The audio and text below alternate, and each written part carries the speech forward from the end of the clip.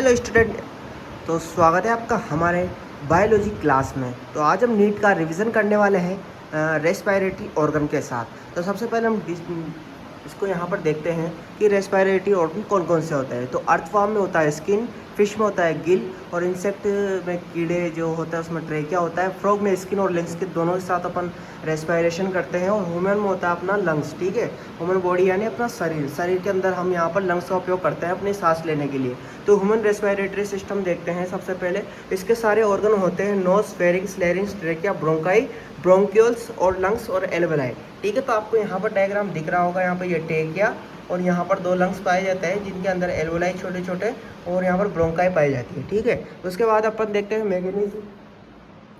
Mechanism of the breathing. तो inspiration होता है, जो अपन इनहेल करते हैं ऑक्सीजन को, उसे अपन इंस्पायरेशन बोलते हैं। इसमें सबसे इंपॉर्टेंट वर्क होता है डायफ्राम का, जो कॉन्ट्रैक्ट होता है और उसकी वजह से जो चेस्ट कैविटी रहती है वो इंक्रीज हो जाती है, जिससे एयर हमारे अंदर चली जाती है, ठीक है। तो air enter the lungs. Expiration जो बाहर छोड़ना होता है CO2 को या गैसेस को, उसे हम एक्सेलेशन बोलते हैं, जिसमें डायफ्राम जो रिलैक्स होता है, चेस्ट कैविटी डिक्रीज होती है, एयर बाहर निकल जाती है, ठीक है। इसके बाद इसकी ट्रिक भी मैं बता देता हूँ आपको। वॉल्यूम इंक्रीज होगी, प्रेशर डिक्रीज होगा और एयर अंदर चला जाएगा, ठीक है। वॉल्यूम अगर इंक्रीज होगी ना तो प्रेशर कम होगा, इसकी वजह से एयर अंदर चली जाएगी। Exchange of the gases. अब एक्सचेंज कैसे होती है गैस हमारी बॉडी के अंदर, तो वो देख लेते हैं। इसमें एल्वेलाई काम में आती है, मतलब जो अपने लंग्स के अंदर जो ब्रोंकाई रहते हैं ना, उसके छोटे छोटे पार्ट्स होते हैं आगे की तरफ, जिन्हें एल्वेलाई बोलते हैं, जो गोले गोले के रूप में होता है। आपने यहाँ पर देखा होगा छोटे छोटे जो गोले गोले हैं, इनके रूप में एल्वेलाई पाई जाती है। जो O2 का जो करती है वो ब्लड में डाल देती है और CO2 को एल्वेलाई में ले लेती है, जिससे बाहर निकाल देती है, ठीक है। बाय द डिफ्यूजन के दौरान होता है ये प्रेशर डिफ्यूजन होता है, जिसमें हमारा जो CO2 बाहर निकल जाती है, O2 ब्लड में मिल जाता है।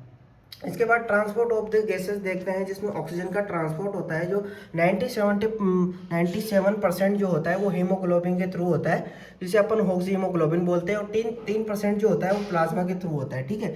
CO2 का जो ट्रांसपोर्ट होता है वो 70% जो कार्बोनेट आयन के थ्रू होता है और 23% हीमोग्लोबिन के थ्रू होता है। 7% बाकी है वो प्लाज्मा के थ्रू होता है, ठीक है। इसके बाद रेगुलेशन ऑफ द रेस्पिरेशन देखते हैं, जिसमें कंट्रोल जो करता है हमारा रेस्पिरेशन सेंटर जो होता है वो होता है मेडुला ऑब्लोंगेटा, जो ब्रेन में पाया जाता है।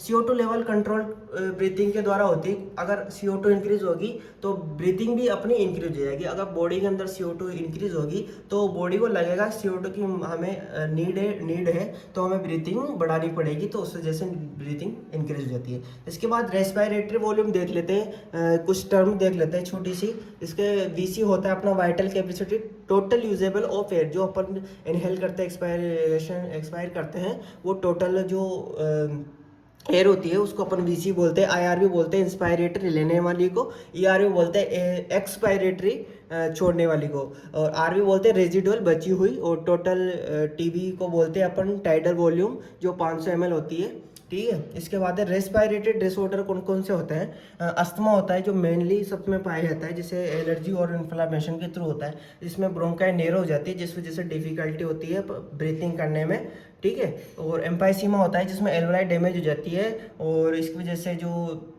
सरफेस एरिया है वो कम हो जाता है, जिस वजह से लेस O2 हो जाती है, जिस वजह से हमारे बॉडी में अनेक प्रॉब्लम देखने को मिलती है। अगर इसका ट्रीटमेंट ना हो तो डेथ भी हो सकती है रेस्पिरेटरी की डिफिशियंसी की वजह से।